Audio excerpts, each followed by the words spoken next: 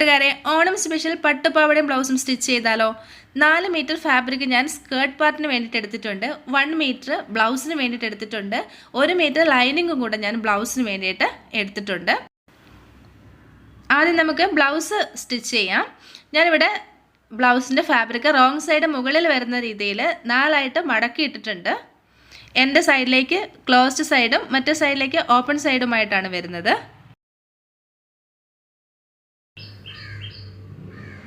Total നമ്മുടെ ഫാബ്രിക്കിൻ്റെ length എടുത്തിരിക്കുന്നത് 17 ഇഞ്ചും വിഡ്ത്ത് 12.5 ബാക്കി ഞാൻ സ്ലീവ്സിന് വേണ്ടിയിട്ട് കട്ട് ചെയ്ത് മാറ്റി വെച്ചിട്ടുണ്ട്. ഇനി ഒരു ബോർഡർ ലൈൻ വരച്ചിട്ട് നമുക്ക് ബ്ലൗസിൻ്റെ ലെങ്ത്ത് മാർക്ക് ചെയ്ത് കൊടുക്കാം.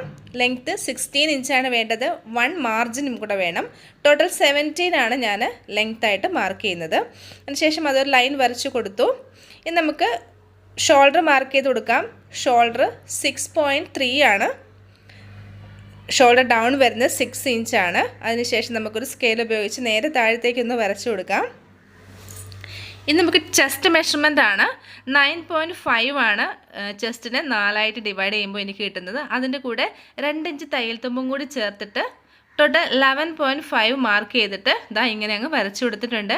ഇനി വേസ്റ്റ് വിഡ്ത്ത് ആണ്. വേസ്റ്റ് വിഡ്ത്ത് 8 + 1 ഇഞ്ച് ടക്കിന് വേണ്ടിയിട്ടും 2 ഇഞ്ച് തയ്യൽ തുമ്പും കൂടി ചേർത്തിട്ട് ഇവിടെ മാർക്ക് ചെയ്ത് കൊടുക്കുകയാണ്.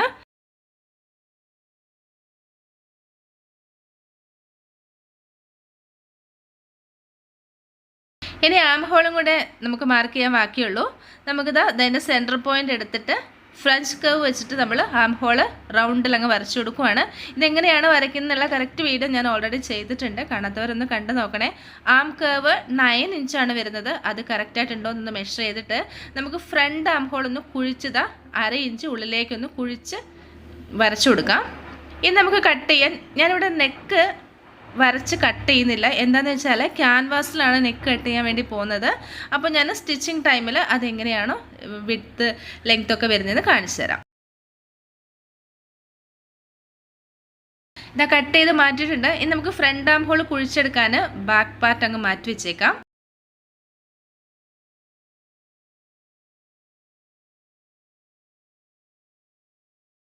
ഇതിന് ശേഷം ചെറിയൊരു നോച്ച് ഇട്ട് കൊടുക്കാൻ നമുക്ക് മനസ്സിലാവാൻ വേണ്ടി ഫ്രണ്ടും ബാക്കും, അതുപോലെ തന്നെ സെൻറ്ററും കൂടി നമുക്ക് നോച്ച് ഇട്ട് കൊടുക്കാം, ബാക്കിൻ്റെയും ഫ്രണ്ടിൻ്റെയും കൂടെ. ഇനി സ്ലീവ്സ് ആണ് കട്ട് ചെയ്യാൻ പോകുന്നത്. സ്ലീവ്സിൻ്റെ 4ആയിട്ട് ഞാനിവിടെ മടക്കി ഇട്ടിട്ടുണ്ട് 2 സ്ലീവിനും വേണ്ടിയിട്ട്. ലെങ്ത്ത് ആദ്യം മാർക്ക് ചെയ്ത് കൊടുക്കാം. താഴെന്ന് മുകളിലേക്ക് 6 ഇഞ്ച് ലെങ്ത്തും 1.5 ഇഞ്ച് തയ്യൽ തുമ്പും വിത്തൗട്ട് ലൈനിങ് ആണ് സ്ലീവ് ചെയ്യുന്നത്.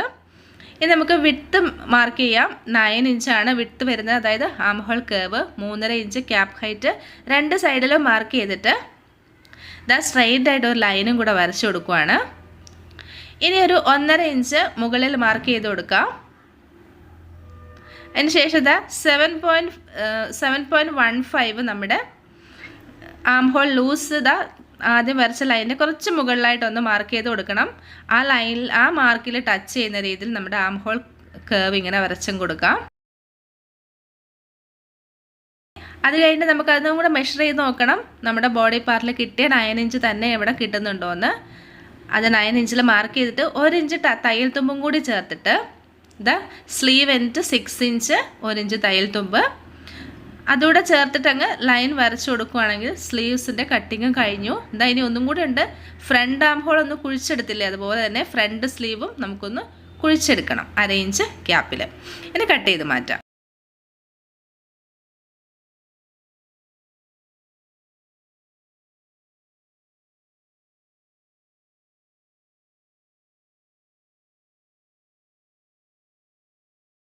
ഫ്രണ്ട് ആം ഹോള് കുഴിച്ച് കട്ട് ചെയ്യുമ്പോൾ നമ്മൾ ആ സ്ലീവ്സിന് നിവർത്തി വെച്ചിട്ട് ഫ്രണ്ട് സൈഡും കൂടെ ഒന്നിച്ച് വെച്ച് നോക്കിയിട്ട് കട്ട് ചെയ്തെടുക്കണം.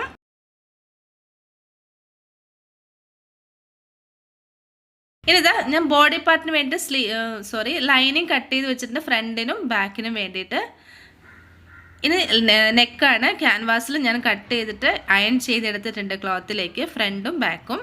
ഇതിൻ്റെ വിഡ്ത്ത് വരുന്ന, അതായത് നെക്ക് ഡിസ്റ്റൻസ് 2.75 ഫ്രണ്ട് നെക്കിൻ്റെ ലെങ്ത്ത് 6 ഇഞ്ചും 2.75 മുകളിലത്തെ ഷോൾഡറിൻ്റെ അവിടുത്തെ നെക്ക് വിഡ്ത്താണ്. താഴെ ഞാൻ കുറച്ച് കൂട്ടി 3 ഇഞ്ചാണ് എടുത്തിരിക്കുന്നത്. ഇത് നമുക്ക് സ്റ്റിച്ച് ചെയ്യാൻ വേണ്ടി തുടങ്ങാം. ഇതാ ലൈനിങ് വെച്ചു. അതിൻ്റെ മുകളിൽ നമ്മൾ ഫ്രണ്ട് സൈഡിൻ്റെ നല്ല വശം വെച്ചിട്ട് നല്ല വശം മുകളിൽ വരുന്ന രീതിയിൽ വെച്ചു. അതിനുശേഷം നെക്ക് എടുത്തിട്ട് ഫ്രണ്ടിൻ്റെ നെക്ക് തന്നെ നോക്കി എടുത്തിട്ട് കറക്റ്റായിട്ട് സെൻറ്റർ നോക്കി വെക്കണം. നമുക്ക് സ്റ്റിച്ച് ചെയ്തിട്ടെടുക്കാം. ഇതാ ഫ്രണ്ടും ബാക്കും ഞാൻ സ്റ്റിച്ച് ചെയ്ത് എടുത്ത് കൊണ്ടുവന്നിട്ടുണ്ട്. നമുക്ക് 1/4 ഇഞ്ചിൽ നമ്മൾ എപ്പോഴും കട്ട് ചെയ്യുന്ന പോലെ അങ്ങ് കട്ട് ചെയ്ത് മാറ്റിയിട്ട് ചെറിയ കട്ടിങ്സ് ഇട്ട് കൊടുക്കാം നമ്മുടെ ചുറ്റും നെക്കിൻ്റെ.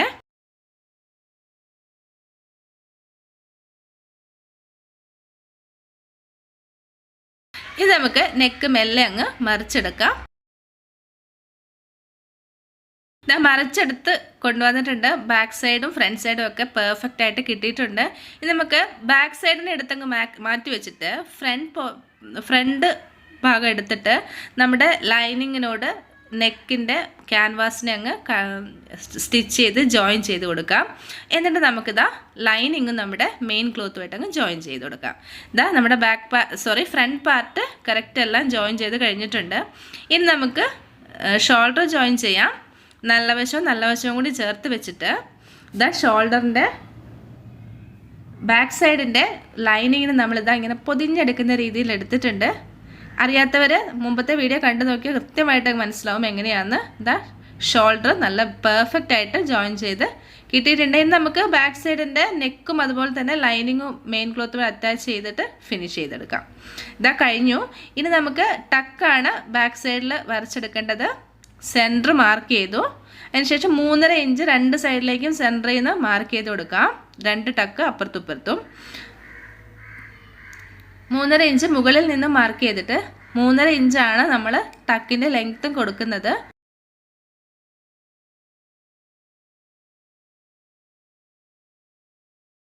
അതുകൂടെ മാർക്ക് ചെയ്തിട്ട് നമുക്ക് ടക്കിൻ്റെ വിട്ട് കൊടുക്കുന്നത് 1 ഇഞ്ച്, അതായത് ഒരു സൈഡിലേക്ക് 0.5 1 ഇഞ്ച്.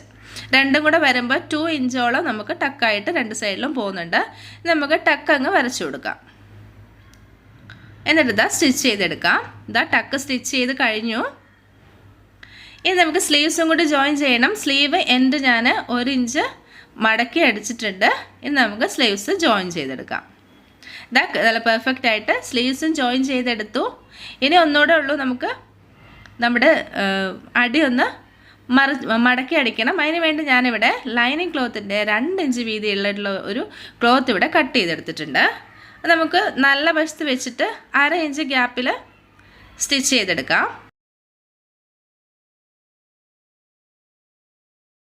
ഇതാ സ്റ്റിച്ച് ചെയ്തെടുത്തു. ഇനി നമുക്ക് ഒന്ന് പതിച്ചും കൂടി സ്റ്റിച്ച് ചെയ്യണം.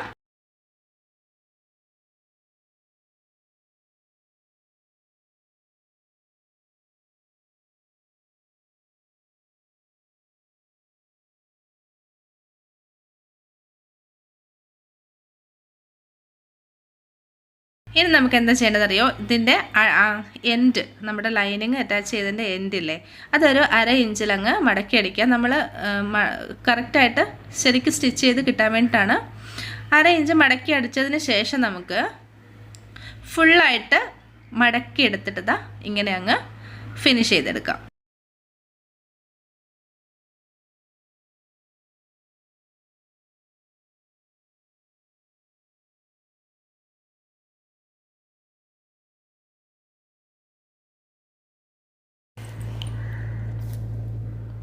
രണ്ടും നമുക്കിങ്ങനെ ഫ്രണ്ടും ബാക്കും അടിഭാഗം ഇങ്ങനെ മടക്കി അടിച്ചെടുക്കാം.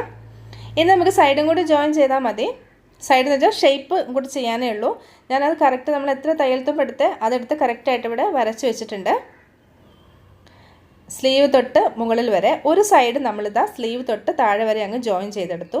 മറ്റേ സൈഡിൽ നമ്മൾ സിബ്ബാണ് വെച്ച് കൊടുക്കാൻ പോകുന്നത്. അതുകൊണ്ട് നമ്മുടെ സിബ് ഇതാ ഇങ്ങനെ വെച്ച് നോക്കുക എത്ര ലെങ്ത്താണ് സിബിനുള്ളതെന്ന്. ഏറ്റവും താഴെയിൽ നിന്നും മുകളിലേക്ക് വെച്ച് കൊടുക്കുക. എന്നിട്ട് മുകൾ ഭാഗത്ത് സിബിൻ്റെ ലെങ്ത്ത് വരുന്നിടത്ത് നമുക്കൊന്ന് മാർക്ക് ചെയ്ത് കൊടുക്കാം. എന്നിട്ട് നമുക്ക് സ്ലീവിൻ്റെ അവിടെ മുതൽ നമ്മൾ മാർക്ക് ചെയ്തില്ലേ അവിടെ വരെ അങ്ങ് സ്റ്റിച്ച് ചെയ്തെടുക്കാം. അതിനുശേഷം ബാക്ക് സ്റ്റിച്ച് ചെയ്ത് ഡബിൾ സ്റ്റിച്ച് ഇട്ട് കൊടുക്കാം. ഇത്രയും ഭാഗം ഓപ്പണാണ്, അവിടെയാണ് നമുക്ക് സിബ് വെക്കേണ്ടത്. നമ്മുടെ തയ്യൽ തുമ്പിനെ നമ്മൾ നല്ല വശത്ത് ഇങ്ങനെ അങ്ങ് വരച്ചെടുത്തു. എന്നിട്ട് സിബ് ഇങ്ങനെ വെച്ചിട്ട് കറക്റ്റ് നമ്മൾ വരച്ചെടുത്ത ആ ലൈനിൽ തന്നെ സിബ് വെക്കുക. എന്നിട്ട് ഇങ്ങനെ അങ്ങ് സ്റ്റിച്ച് ചെയ്ത് കൊടുക്കാം.